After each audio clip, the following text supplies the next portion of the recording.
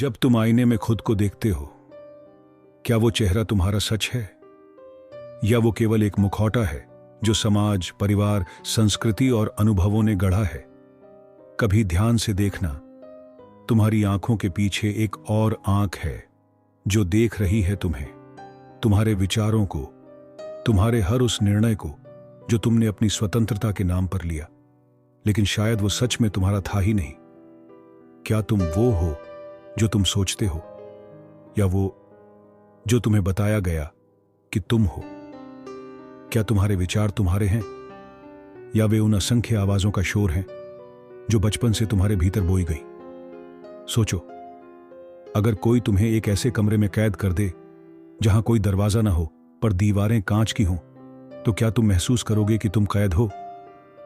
नहीं, क्योंकि सबसे खतरनाक जेल वही होती है जो दिखती ही नहीं, जहां दरवाजा नहीं बल्कि सोच की सीमा ही बंदी गृह होती है। और यह जेल कहीं बाहर नहीं, तुम्हारे अपने ही मन के भीतर है। तुम्हारा ही मन तुम्हारा सबसे बड़ा शत्रु भी है और एकमात्र मुक्तिदाता भी। वो मन जो तुम्हें हर बार डराता है, टालता है, अटकाता है, संदेह में डालता है, वही मन तुम्हें ब्रह्म से जोड़ भी सकता है अगर तुम उसे पहचान लो। तो आज का सवाल ये नहीं कि तुम क्या सोचते हो, बल्कि ये है, क्या तुम अपने विचारों के मालिक हो या बस एक बंदी? क्या तुम सच में स्वतंत्र आत्मा हो, या तुम एक ऐसा पात्र हो जिसमें समाज ने विचार डाले, परिस्थितियों ने भावनाएं भरी और डर ने दिशा तय की? तुम जो आज हो वो क्या तुमने चुना है, या तुम्हारे भीतर जो भरा गया तुम बस उसे दोहराते जा रहे हो? कभी रुककर सोचो, जो धर्म तुम मानते हो, क्या वो तुम्हारे अनुभव की उपज है या बस परंपरा की विरासत? जो भाषा तुम बोलते हो, जो सपने तुम देखते हो, क्या वो भी तुम्हारी आत्मा की पुकार है, या किसी और की आकांक्षाएं तुम्हारे भीतर उगाई हैं? जो डर तुम्हें हर निर्णय से पहले बांध देता है, क्या वो तुम्हारा है, या किसी और की आवाज जो बचपन से तुम्हारे कानों में बोई गई? क्या तुम्हारा मैं वाकई तुम्हारा है, या तुम एक ऐसे अनदेखे सॉफ्टवेयर की तरह जी रहे हो जो हर दिन वही स्क्रिप्ट चलाता है, वही सोच, वही भावनाएं, वही प्रतिक्रिया? हम सोचते हैं कि हम सोचते हैं, लेकिन शायद सोच भी हमें सोच रही होती है। यदि तुम्हारे विचार तुम्हारे नहीं, तो तुम्हारा जीवन कैसे तुम्हारा होगा? अगर तुम्हारी पहचान ही उधार की है, तो आत्मा को उसका घर कैसे मिलेगा? तो प्रश्न पूछो अपने आप से, मैं क्या हूं? मैं क्यों सोचता हूं जैसा मैं सोचता हूं? क्या मैं अपनी सोच को बदल सकता हूं, या मैं सिर्फ एक विचारों की मशीन हूं? यह प्रश्न सरल नहीं है, पर यही प्रश्न तुम्हारे भीतर उस दरवाजे का संकेत देते हैं जो तुम्हें मन की जेल से मुक्त कर सकता है। जब अर्जुन रणभूमि में खड़े होकर भ्रम में डगमगाने लगते हैं, वो युद्ध से नहीं, अपने ही मन से हार रहे होते हैं। भगवत गीता में वे कहते हैं, हे केशव, मन बड़ा चंचल है, बलवान है, हठी है, इसे वश में करना वायु को रोकने के समान है। इस पर श्री कृष्ण मुस्कुराते हैं, लेकिन उनका उत्तर सरल नहीं, गूढ़ होता है। अभ्यासेन तु कौन्तेय वैराग्येण च गृह्यते। हे अर्जुन, ये चंचल मन केवल अभ्यास और वैराग्य से ही वश में किया जा सकता है। यह केवल एक उत्तर नहीं था, यह चेतावनी थी, क्योंकि यदि मन को साधा नहीं गया तो वही मन मनुष्य को नीचे खींच ले जाता है, भटकाता है और अंत में उसका भाग्य नियंत्रित करता है। बुद्ध ने भी यही कहा, पर अपनी शैली में। Mind is everything, what you think you become. मन ही सब कुछ है, जो तुम सोचते हो वही तुम बनते हो। यह वाक्य छोटा है, लेकिन इसकी गहराई समूचे त्रिपिटक को समेट सकती है। उपनिषद तो मन को बंधन और मुक्ति दोनों का द्वार बताते हैं। मन एव मनुष्याणाम कारणम बंध मोक्षयो। मनुष्य के बंधन और मुक्ति का कारण केवल मन ही है। यहां मन कोई दुश्मन नहीं, एक द्वार है। अगर तुम उस द्वार को अनजाने में बंद रखते हो तो अंधकार तुम्हारा भाग्य बन जाता है, लेकिन अगर तुम उसे खोलना सीख जाओ तो वही मन परम चेतना की ओर ले जाता है। जैन आगम भी कहते हैं, मन संयम एवे तप। मन का संयम ही सर्वोत्तम तप है। मन वही यंत्र है जो तुम्हें ब्रह्मा बना सकता है या पशु, वही दर्पण है जो तुम्हें खुद से मिलवा सकता है या भ्रमित कर सकता है। तो अब सवाल सिर्फ इतना है, क्या तुम उस दर्पण को धुंधला रखते रहोगे या उसे स्वच्छ कर उसका रहस्य देखोगे? जब हम मन की कैद की बात करते हैं तो यह कोई आध्यात्मिक कल्पना मात्र नहीं है। आधुनिक विज्ञान और न्यूरोसाइंस भी यह स्वीकार करते हैं कि इंसान की चेतना पर सबसे बड़ा प्रभाव उसके ही अनजाने विचारों का होता है। शोध बताते हैं कि इंसान के 95% से अधिक विचार और व्यवहार सबकॉन्शियस माइंड से संचालित होते हैं।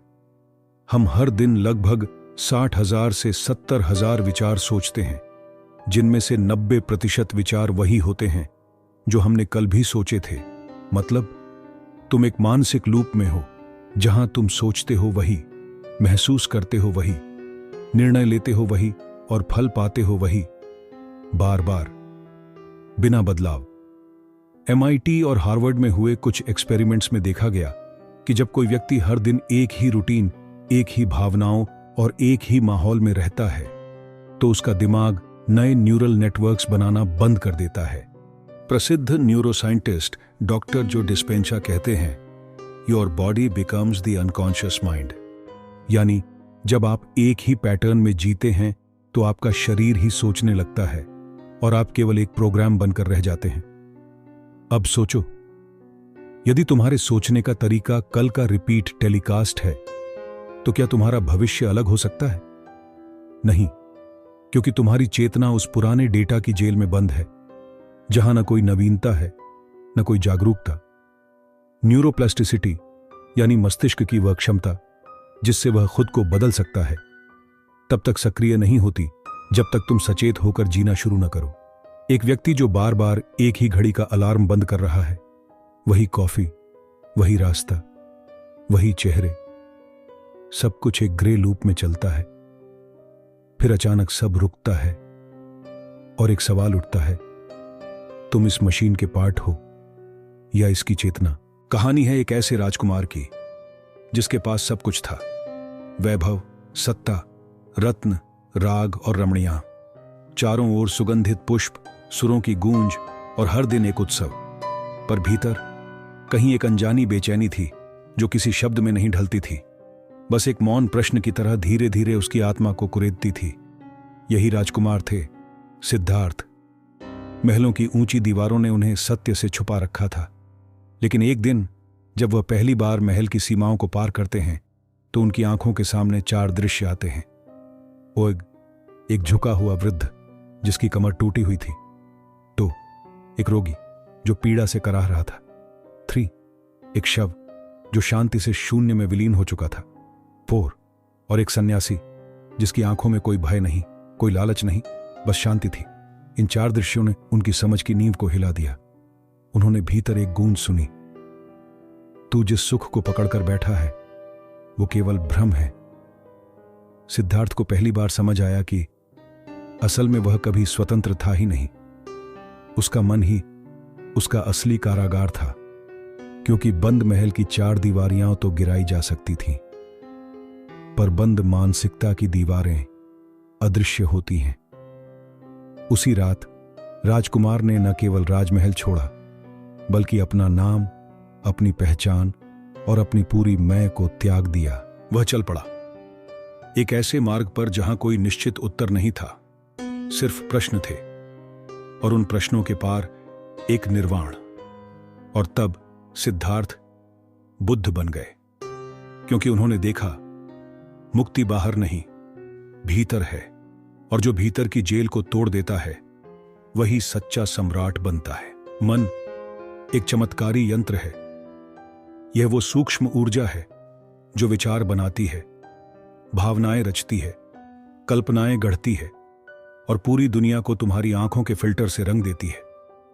लेकिन यही मन जब साधक का मित्र न होकर प्रोग्राम किए हुए रोबोट की तरह व्यवहार करता है तो वो स्वतंत्रता का नहीं, बंदी गृह का निर्माण करता है। मन क्यों बनता है जेल? क्योंकि यह भविष्य की चिंता और भूतकाल की पश्चातावे में उलझा रहता है।